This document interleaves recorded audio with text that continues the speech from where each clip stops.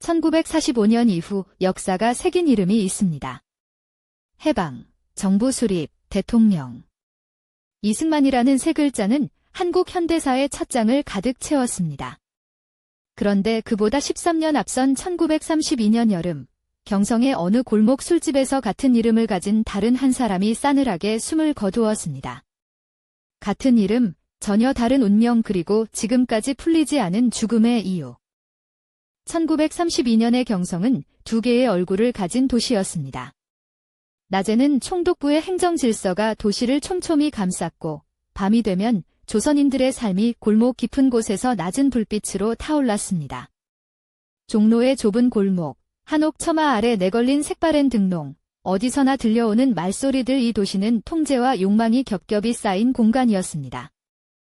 그 시절 경성에는 크고 작은 술집들이 도심 곳곳에 자리를 잡고 있었습니다.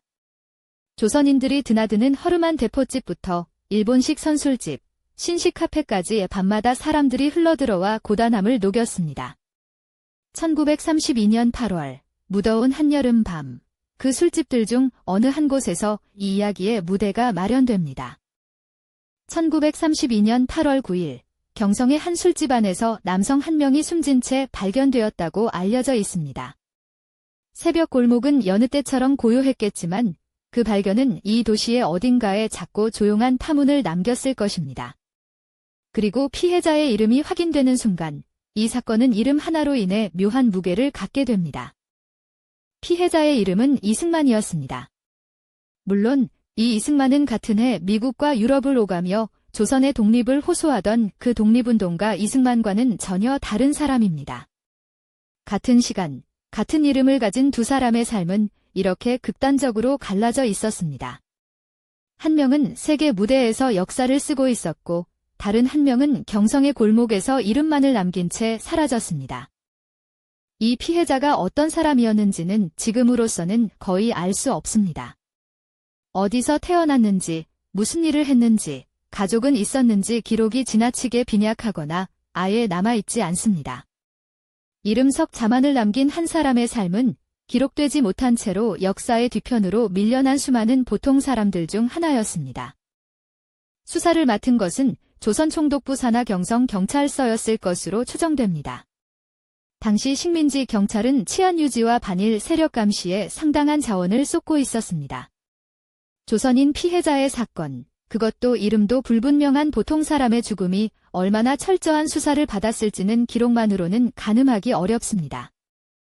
사건에 관한 직접적인 물증이나 상세한 수사 기록은 현재 확인되지 않습니다. 1930년대 조선어 신문들이 일부 사건 사고를 보도했지만 이 사건이 지면에 실렸는지조차 불분명합니다. 설령 기사가 있었다 하더라도 검열과 세월 속에서 얼마나 원형을 유지한 채 전해지는지 알 수 없습니다. 그렇다면 왜 그 밤, 그 술집에서 한 사람이 목숨을 잃어야 했을까요? 가장 먼저 떠오르는 가능성은 개인적 갈등입니다. 술집이라는 공간은 감정이 격해지기 쉬운 곳이었고 작은 다툼이 돌이킬 수 없는 결과로 이어지는 일이 그 시절에도 없지 않았을 것입니다. 하지만 피해자의 신원과 인간관계조차 불분명한 상황에서 이 가설은 출발점 없는 미로와 같습니다. 두 번째로 생각해 볼 수 있는 가능성은 금전적 동기입니다.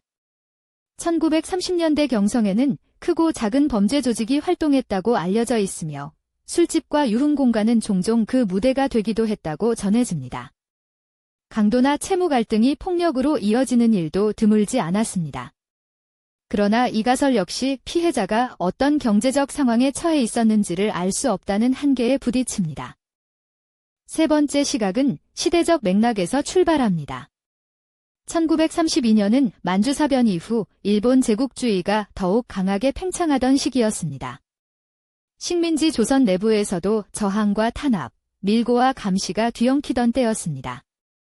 혹시 피해자 이승만이 어떤 사상적 배경이나 운동 조직과 연관되어 있었던 것은 아닐까 그러나 이를 뒷받침할 어떤 기록도 현재로서는 찾을 수 없습니다. 세 가지 가설 모두 결국 같은 벽에 막힙니다. 피해자에 관해 남겨진 기록이 너무나 빈약하다는 사실입니다. 이름은 있지만 삶이 없고 사건은 있지만 맥락이 없습니다. 그 어떤 가설도 충분히 입증되거나 반박될 수 없는 이유는 단순합니다. 우리가 아직 이 사람을 알지 못하기 때문입니다. 식민지 시대의 기록은 태생적으로 불완전합니다. 통치자의 시각으로 선별된 행정문서, 검열을 통과한 기사들, 해방 후 혼란 속에서 소실된 자료들, 그 공백은 단순한 시간의 흐름이 아니라 권력의 작동 방식이 남긴 자국이기도 합니다. 이 사건이 어둠 속에 잠긴 것은 오래되었기 때문만이 아닙니다. 역사는 때로 잔인한 대칭을 남깁니다. 같은 이름을 가진 두 사람, 하나는 기억되고 하나는 잊혔습니다. 하나는 역사책의 첫 페이지를 채우고 하나는 어느 페이지에도 실리지 못했습니다. 그 차이가 무엇이었는지, 어쩌면 그것은 삶의 궤적이기 이전의 기록의 운이었는지도 모릅니다. 1932년 경성에는 수십만 명의 사람들이 살았습니다. 그중 이름이 역사에 남은 사람은 극히 일부였습니다. 나머지는 태어나고 살다가 사라졌습니다. 그 이승만도 그 수십만 중 하나였습니다. 그의 하루가 어떠했는지, 무엇을 기뻐하고 무엇을 두려워했는지 이제는 아무도 묻지 않습니다. 90여 년이 지났습니다. 이 사건의 범인이 누구인지, 그 밤 그 술집에서 무슨 일이 있었는지 우리는 여전히 알지 못합니다. 어쩌면 이 질문은 영영 답을 얻지 못할 것입니다. 그러나 질문을 던지는 행위 자체가 이름만 남긴 채 사라진 한 사람의 존재를 다시 한번 세상에 불러내는 일이 아닐까요? 당신은 이 죽음에 대해 어떻게 생각하십니까?